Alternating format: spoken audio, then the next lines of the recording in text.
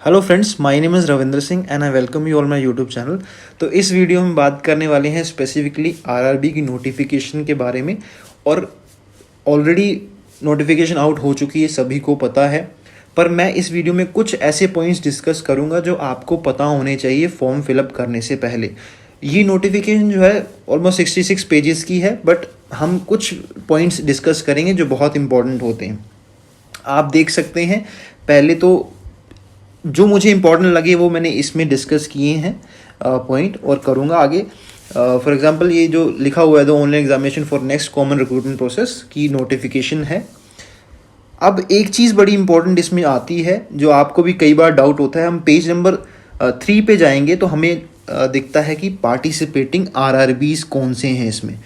इसमें क्या इन्फॉर्मेशन है कि डिफरेंट स्टेट्स के जो आरआरबीज पार्टिसिपेट कर रहे हैं, है ना, उनकी इन्फॉर्मेशन दी गई है। पर जो मेन पॉइंट है यहाँ देखने वाला वो है कि डिज़ायर्ड लोकल लैंग्वेज प्रोफिशिएंसी वो क्या चीज़ होती है। तो आप देख सकते हैं कि हर एक स्टेट की एक डिज़ायर्ड लोकल लैंग्वेज प्रोफिशिएंसी है आरआरबी के लिए। तो ये इम्पॉर्टेंट इसलिए है कि जब भी कोई कैंडिडेट अगर वैकेंसीज का देखता है ना कि वैकेंसी किसी स्टेट में ज़्यादा है, तो उस स्टेट का मतलब पास वाली स्टेट है तो उस स्टेट से भरने की सोचता है, तो उनको ये ज़रूर पता होना चाहिए कि डिज़ायर्ड लैंग्वेज जो है लोकल लैंग्वेज प्रोफिशिएंसी वहाँ पे क्या है। हिंदी है या फिर फॉर एग्जांपल यहाँ अगर मैं बात करूँ 31 पे मैंने ऑलरेडी मार्क कर रखा है पंजाब ग्रामीण बैंक। मैं अगर पंजाब से हूँ तो मेरे को पंजाबी आनी चाहिए, इसका मतलब ये होता है। इसी के रिलेटेड एक पॉइंट मैं आपसे डिस्कस करूँगा जो कि दिया गया है पेज नंबर 13 पे। तो डायरेक्टली मैं पेज नंबर 13 पे जाऊँगा इस नोटिफिकेशन की। तो पेज नंबर 13 में क्या दिया हुआ है, वो लैंग्वेज जो प्रोफिशिएंसी रिक्वायरमेंट है उसके रिलेटेड पॉइंट है। वो बहुत इंपॉर्टेंट लगा मुझे, तो मैं उसको आपको बता देता हूँ। मैं ऑलरेडी मार्क कर रखे हैं मैंने पॉइंट जो डिस्कस करूँगा मैं नोटिफिकेशन में। कि ये देखिए कि for recruitment officer scale 1 and office assistant multipurpose proficiency in local language as specified below shall be an essential qualification, है ना। कौन सी क्वालिफिकेशन चाहिए, तो उन्होंने लिखा है कि कैंडिडेट जो स्टेट में किसी 8th कर रखा है उस लैंग्वेज में। फॉर एग्जांपल अगर मैंने पंजाबी किसी भी स्टेट के जो भी अपनी लैंग्वेज होती है, जैसे मेरी पंजाब का पंजाबी है, तो मैंने 8th में अगर पंजाबी की है पास, वहाँ लिखा हुआ है मेरी मार्कशीट में, तो मुझे एक प्रोफिशिएंट माना जाएगा लोकल लैंग्वेज में अकॉर्डिंग टू आरआरबी की नोटिफिकेशन इसके। या फिर 8 से अबव जो भी आपकी क्वालिफिकेशन है, जैसे 10th में आपने वो लैंग्वेज कर रखी है तो आपका उसकी में उस लैंग्वेज में प्रोफिशिएंट माना जाएगा। तो इसका कोई मेरे ख्याल से एलपीटी लैंग्वेज प्रोफिशिएंसी टेस्ट नहीं होता है, कुछ लिखवा के देखते हैं। मतलब कोई ऑफिशियली लैंग्वेज टेस्ट नहीं होता, मैंने कभी सुना नहीं है। और एक चीज़ जो इम्पोर्टेंट है इसमें वो ये है कि अगर सोचो कैंडिडेट ये होता है ना, कई कैंडिडेट दूसरी स्टेट से भर देते हैं और उनको लोकल लैंग्वेज नहीं आती, तो कोई प्रॉब्लम नहीं है।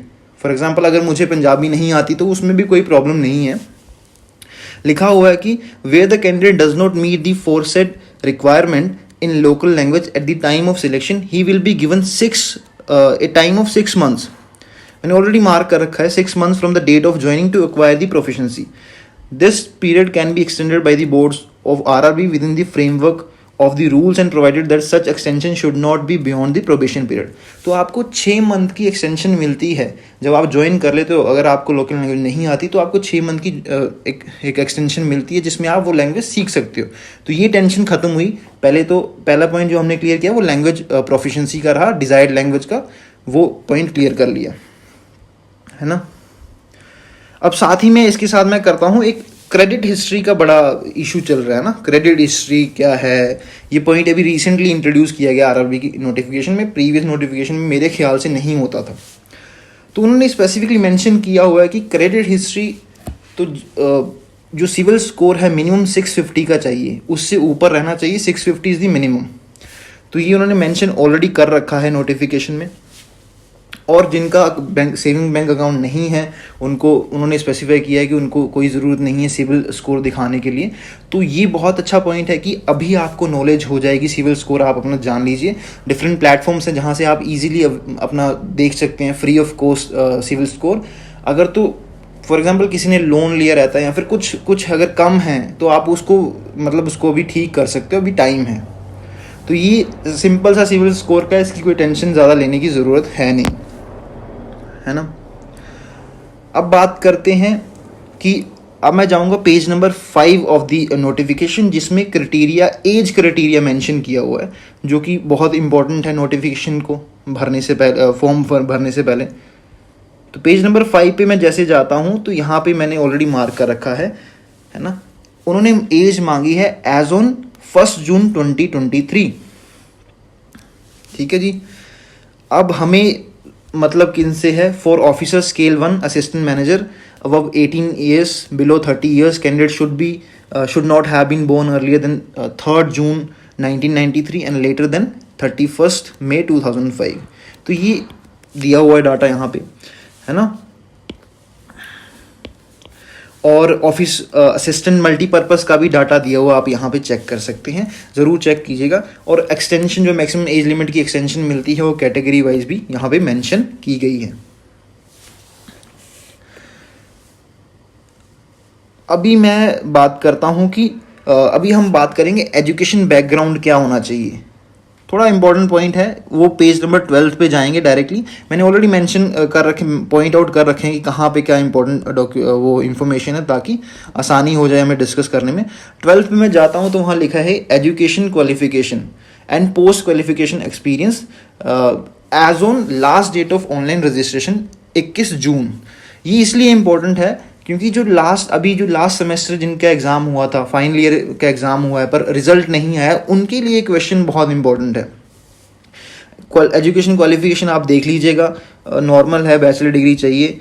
और ये जो स्केल 2 हैं, स्पेशल ऑफिसर्स जो हैं, उनके लिए अलग चाहिए रहता है, उनका एक्सपीरियंस भी चाहिए रहता है। बट अभी जो मैंने ऑलरेडी इसको मेंशन यहाँ पे कर रखा है, आपको ये पढ़ना पड़ेगा कि all the education qualification mentioned should be from university, institution, board recognized by Government of India, approved by government regulatory bodies, and the result should have been declared on or before 21st June 2023। तो ये बहुत important है यहाँ पे कि 21 जून से पहले अगर आपका रिजल्ट आ जाता है तो आप इस एग्ज़ाम के लिए एलिजिबल हो जाते हो, क्योंकि आपके जो मार्क्स आ जाएंगे तो आप फिर उस तभी फॉर्म भर पाओगे। क्योंकि मार्क्स एक जब फॉर्म भरते हैं हम तो उसमें परसेंटेज हमें लिखना पड़ता है, तो परसेंटेज अगर तभी होगा जब फाइनल मार्क्स अवेलेबल होंगे। तो ये चीज़ है, ये आप देख सकते हो, है ना। और ये मेंशन है डाटा कौन से पेज पे है, पेज नंबर 13 पे, ज़रूर पढ़िएगा। कैलकुलेशन ऑफ परसेंटेज भी दिया है, मिनिमम परसेंटेज का कहीं मेंशन नहीं किया है इसमें। तो हमने बहुत सारे पॉइंट क्लियर कर लिए। अभी पेज नंबर 14 पे जाते हैं। 14 पे दिया हुआ कि चार्जेस क्या हैं, एप्लीकेशन फ़ी, इंटीमेशन चार्जेस क्या हैं डिफरेंट कैटेगरी के कैंडिडेट्स के, वो आप देख सकते हैं इजीली पेज नंबर 13 पे, 14 पे। पेज नंबर 15 पे दिया गया है ऑनलाइन एग्जामिनेशन का स्ट्रक्चर, कि मतलब जो प्री एग्ज़ाम होगा उसमें कितने क्या है, क्या सब्जेक्ट्स रहेंगे, क्या टाइमिंग रहेगा, वो आप यहाँ से देख सकते हैं पेज नंबर 15 पे। अभी मेंस एग्जामिनेशन में सब कुछ सिमिलर आपने पढ़ा ही होगा पहले। रीजनिंग है, कंप्यूटर नॉलेज है, जनरल अवेयरनेस है, न्यूमेरिकल एबिलिटी है। पर एक चीज़ आपको मैं यहाँ पे पॉइंट आउट करूँ कि कन्फ्यूजन रहता है कैंडिडेट्स को यहाँ पे। कन्फ्यूजन किस चीज़ का, इंग्लिश में पेपर दें या हिंदी में। इंग्लिश मतलब इंग्लिश लैंग्वेज चूज़ करें या हिंदी लैंग्वेज चूज़ करें। एक सेक्शन आता ना कि इंग्लिश करना है या फिर हिंदी। तो इसमें मैं आपको बोलूँगा कि जो तो हिंदी में बहुत मतलब ठीक है, कंपैटिबल हैं, उन्हें जिन्होंने मॉक्स दिए हैं, हिंदी का सेक्शन किया है अटैम्प्ट, उनके मार्क्स अच्छे आ रहे हैं, स्टेबल आ रहे हैं, और इंग्लिश में उनकी इतनी मतलब नहीं है कमांड, तो वो हिंदी के लिए जाएं, बेफिक्र होकर हिंदी को ही हिंदी सेक्शन को अटैम्प्ट करें। और जिनकी इंग्लिश ठीक ठाक है बट वो कन्फ्यूजन में है कि हिंदी में अटैम्प्ट करके देख लेते हैं, तो आप 1-2 मॉक देख लो, देखे अगर नहीं होता है तो मत जाओ। मैं यही आपको सलाह दूंगा कि इंग्लिश पे फोकस करो, टाइम जो अभी बचा है उसमें ज़्यादा प्रैक्टिस करो इंग्लिश की, आराम से हो जाएगा। इंग्लिश कोई ज़्यादा बहुत मतलब हाई लेवल की नहीं आती आरआरबी में, तो आप इस चीज़ को ध्यान रख सकते हैं कि इंग्लिश लैंग्वेज का देखें या हिंदी लैंग्वेज का देखें। ये हो गया। अभी ये जो है एक डिजायर्ड लैंग्वेज वाला रहता है और एक रहता है मीडियम ऑफ लैंग्वेज। ये मैं आपको समझाता हूँ। Medium of language page number 16 पे दिया गया है। जो डिफरेंट स्टेट्स हैं वहाँ पे मीडियम ऑफ एग्जामिनेशन क्या होगा कि डिफरेंट लैंग्वेजेस दी होती हैं। इंग्लिश में तो आपका एग्ज़ाम का क्वेश्चन आएगा ही आएगा, दूसरी एक लैंग्वेज आपको चूज़ करनी होती है कि आपका किस में डिस्प्ले हो वहाँ पे। फॉर एग्जांपल जब मैं अगर पंजाब से फॉर्म भरूँ और एग्ज़ाम दूँ तो मेरे में ऑप्शन होगा कि इंग्लिश तो आएगा ही, मुझे हिंदी और पंजाबी में से चूज़ करना पड़ेगा कि दूसरा जो क्वेश्चन आएगा हिंदी में आए या पंजाबी में आए। तो आप देख सकते हैं, ज़्यादा इसमें लोड लेने की ज़रूरत नहीं है, नॉर्मल सी इन्फॉर्मेशन है। डिफरेंट स्टेट्स का दिया हुआ है कि क्या क्या लैंग्वेज में अवेलेबल होते हैं। अब पेज नंबर 19 पे मैं जैसे ही जाऊंगा तो वहाँ पे ना एक बड़ा वो दिया हुआ है, प्री एग्जामिनेशन ट्रेनिंग का एक पैराग्राफ दिया हुआ है। तो प्री एग्जामिनेशन ट्रेनिंग कुछ नहीं है, इसमें क्या रहता है कि जो कैंडिडेट्स अवेयर नहीं होते कि कंप्यूटर में कैसी सिस्टम होता है, जो बिगिनर्स होते हैं, जिनको मतलब अवेलेबिलिटी नहीं होती, तो उनके लिए जो है आरआरबी के द्वारा एक प्री एग्जामिनेशन ट्रेनिंग ऑर्गेनाइज करी जाती है कि एग्ज़ाम से पहले प्री एग्जामिनेशन ट्रेनिंग कैसा वहाँ पे रहेगा, कि इन्वायरमेंट कैसा रहेगा, कि जो कंप्यूटर है उसमें कैसे क्वेश्चंस आएंगे, कैसा रियल एग्जामिनेशन का रहेगा। तो इस चीज़ के मतलब इस चीज़ में बताएंगे वो, और ये स्पेसिफिकली होता है जो कैटेगरी से बिलोंग करते हैं, डिफरेंट कैटेगरी यहाँ पे मेंशन किया हुआ है, आप देख सकते हैं, और डिफरेंट जगह पे ऑर्गेनाइज हो जाएगा। ये जब आप फॉर्म भरेंगे ना तो वहाँ पे लिखा रहेगा कि whether eligible for pre examination training. तो आप जो एलिजिबल हैं, जो करना चाहते हैं, यस कर सकते हैं, जो इसके अकॉर्डिंग एलिजिबल हैं उसको आप देख सकते हैं। फिर अभी पेज नंबर मैं 27 पे जाऊँगा, वहाँ पे आपको बताया गया है कि हाउ टू अप्लाई और कब कब ड्यूरेशन से रजिस्ट्रेशन शुरू हो जाएगा। आपको ये डाटा तो पता ही होगा कि रजिस्ट्रेशन तो शुरू हो चुका है आज से। यहाँ पे लिखा हुआ है कि candidates can apply, page number 27 की बात कर रहा हूँ, apply online only from 1 June to 21 June and no other mode of application will be accepted. तो ये आपको ये यहाँ पे देख सकते हैं, ये डाटा सारा दिया हुआ है कि फोटोग्राफ कैसा होना चाहिए, सिग्नेचर कैसा होना चाहिए, सिग्नेचर कैपिटल्स में नहीं होने चाहिए, और ये रिटन डिक्लेरेशन रहता है जो आपको ये देखना है, इसी के अकॉर्डिंग आपको ये अपलोड करना होता है। ये देख लेना सारा, अच्छे से पढ़ना, पेज नंबर 27 पे दिया हुआ है ना। और इसके बाद हम पेज नंबर 35 पे जाएंगे। पेज नंबर 35 पे क्या है, पेज नंबर 35 पे है अनाउंसमेंट्स कि कब कब रिजल्ट आएगा। ये इंपॉर्टेंट क्यों हो जाता है, ये इंपॉर्टेंट इसलिए हो जाता है कि आपके और भी एग्ज़ाम आने वाले हैं, IBPS क्लर्क आएगा, IBPS PO आएगा, SBI PO आएगा। तो आप इसके अकॉर्डिंग उसको प्लान कर लो पहले कि मुझे कब मेंस ओरिएंटेड हो जाना है, थोड़ा मतलब अपने को एक्सेलरेट करनी है अपनी प्रिपरेशन। तो इसके हिसाब से अपना प्लान भी करना है आपको, है ना। पेज नंबर 35 पे देख लिया हमने क्या उसका है अनाउंसमेंट, कब कॉल लेटर आएंगे, कब हम मेंस होगा, कब रिजल्ट आउट होगा। तो इसके हिसाब से आप सब देख सकते हैं, सब कुछ दिया रहा है यहाँ पे। अब इसके बाद हम जाएंगे सीधे पेज नंबर 37 पे। 38 पे दी गई है वैकेंसीज़। अब जो बहुत होता है ना, बहुत इसका हाइप होता है कि यार वैकेंसीज़ कितनी हैं, किस स्टेट में कितनी वैकेंसीज़ हैं, हमारी स्टेट में कितनी है, उसकी स्टेट में ज़्यादा है, मेरी में कम है। तो ये चीज़ आप अपनी स्टेट के हिसाब से देख सकते हो। वैकेंसीज़ डिफरेंट स्टेट्स की दी रही हैं इसमें। ये जो है NR जो दिया है ना, ये है नोट रिपोर्टेड। तो इसकी टेंशन नहीं लेने की यार मेरे में वैकेंसीज कम है। नोट रिपोर्टेड का मतलब है कि अभी बैंक ने रिपोर्ट नहीं की है, पर आने वाले कुछ देर में ये ऑलरेडी जब वो रिपोर्ट करेंगे तो वैकेंसीज इंक्रीज होने वाली हैं फॉर श्योर, आपको इतना यकीन होना चाहिए। तो डिफरेंट कैटेगरीज के लिए डिफरेंट स्टेट्स की वैकेंसीज दी गई हैं, तो आप अकॉर्डिंगली भर सकते हो। यहाँ से आप एक चीज़ मतलब पॉइंट आउट कर सकते हो कि अगर आप दूसरी स्टेट से भरना चाहते हो तो फर्स्ट आपको डिजायर्ड लोकल लैंग्वेज का पता होना चाहिए, जो मैंने आपको पहले डिस्कस कर लिया है ना, कि वहाँ की डिजायर्ड लोकल लैंग्वेज क्या है।